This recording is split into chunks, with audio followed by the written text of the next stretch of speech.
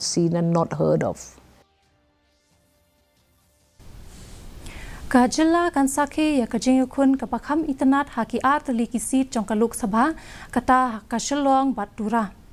Da kajing don jong hadu sau chipongmut ki Kyrtong ki bansaya kun kila don chibun ki Seng san perthei hakajala. Kaseng NPP kala sei da ki kenthei kum ki Kyrtong haboro artli kisit na ka Bynta penyai peteng. Kumbala bateng da menteri rangba barim UPA sangma bat keladon ke jingkermen ban kene no ya ke silong seat na ke Seng Kongres ha kene ke kenti ke Bynta.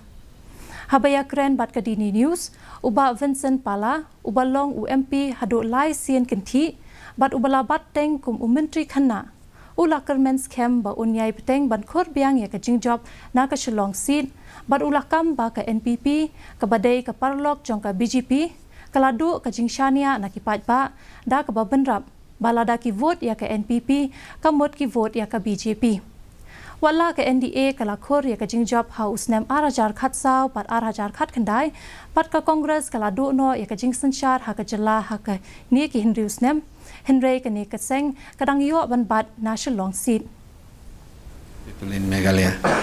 If you see in the last election, BJP has increased their vote share.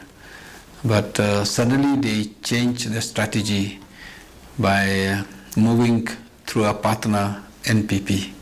So the people now think that whatever vote you are giving to NPP is a vote giving to BJP.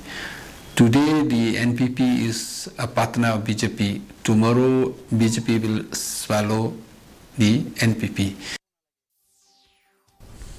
Unong yalam ka Voice of People Party VPP